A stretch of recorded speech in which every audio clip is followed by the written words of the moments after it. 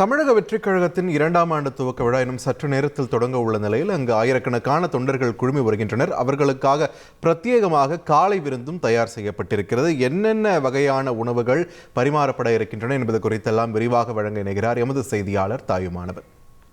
வெற்றி கழகத்தினுடைய 2வது ஆண்டு விழா நிகழ்ச்சி என்பது தற்போது நடைபெற்று வரக்கூடிய சூழல்ல வந்திருக்கக்கூடிய நிர்வாகிகள் மற்றும் தொண்டர்களுக்கு அறுசுவை விருந்தும் ஒருபுறம் தயாராகி வருகிறது. சுமார் 2500 நபர்களுக்கு அழைப்பு என்பது விடுக்கப்பட்டிருக்கக்கூடிய ஒரு சூழல்ல 3000 நபர்கள் உணவருந்தக்கூடிய வகையில இங்கே ஒரு சைவ விருந்து என்பது தயார் செய்யப்பட்டு வரக்கூடிய காட்சிகளை நம்மால பார்க்க முடிகிறது. சுமார் 21 வகையான உணவுகள் இங்கே தயாரிக்கப்பட்டு வருவதாக தகவல்கள் வெளியிடப்பட்டிருக்கிறது. கேரட் அல்வா, மசால் வடை, காலிஃபிளவர் 65, பூரி, உருளைக்கிழங்கு பட்டாணி குருமா, வெஜ்ஜி பிரியாணி, தயிர் பச்சடி, சாதம், கதம்ப சாம்பார், அப்பளம், பூசணிக்காய், கேரட் கூட்டு, பீன்ஸ் பருப்பு உசிலி, ரசம், மோர், சால்ட், அதேபோல் வாழைப்பழம், வெண்ணிலா ஐஸ்கிரீம் என சுமார் 21 வகையான அறுசுவை விருந்து தயாரிக்கப்பட்டு வருகிறது. ஒரே நேரத்தில் 1500 பேர் ஒரே நேரத்தில் அமர்ந்து சாப்பிடக்கூடிய வகையில் விரிவான ஏற்பாடுகள் என்பது மேற்கொள்ளப்பட்டு வருகிறது.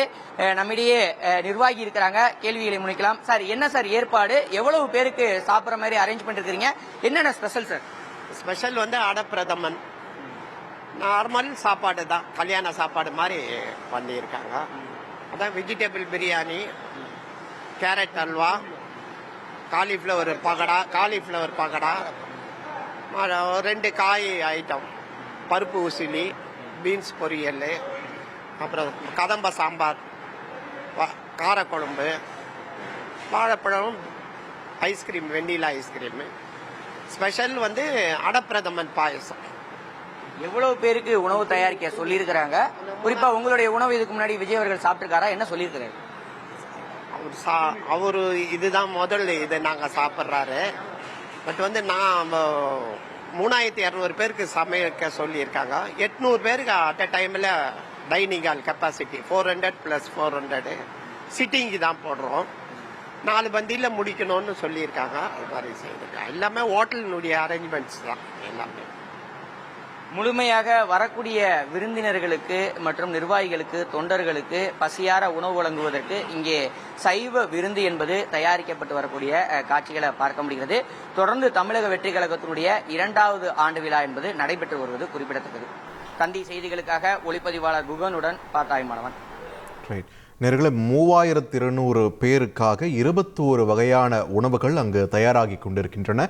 மாமல்லபுரத்தை அடுத்த பூஞ்சேரி என்ற கிராமத்தில் அமைந்திருக்கக்கூடிய நட்சத்திர விடுதியில்தான் தமிழக வெற்றிக் கழகத்தின் 2ஆம் ஆண்டு தொடக்க விழா நடைபெற இருக்கிறது. இன்னும் சற்று நேரத்தில் விழா தொடங்க உள்ள நிலையில் அங்கு வந்திருக்கக்கூடிய தொண்டர்களை வயிறு நிறைய சாப்பிடுவதற்காகவே அங்கு கமகம விருந்தும் தயாராகி கொண்டிருக்கிறது. களத்திலிருந்து செய்தியாளர் தாயுமானவன் வழங்கிய தகவல்களை நாம் பார்த்து வருகிறோம்.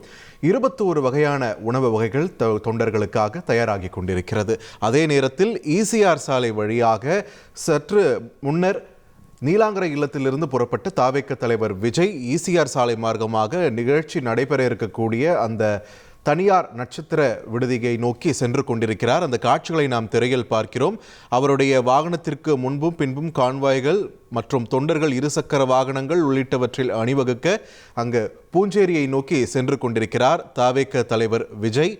சுற்றி தனது கான்வாயுடனும் அது மட்டுமின்றி ஊடகத்தினரும் அங்கு திரண்டிருக்கக்கூடிய காட்சிகளை நம்மால் பார்க்க முடிகிறது. இன்னும் சற்று நேரத்தில் பூஞ்சேரியை அடைய இருக்கிறார் தாவேக்க தலைவர் விஜய். அலாவுதீன் நாட்டை காப்பாற்ற போராடும் சாமானிய இளைஞனின் சுவாரஸ்ய கதை தினமும் இரவு 8 மணிக்கு.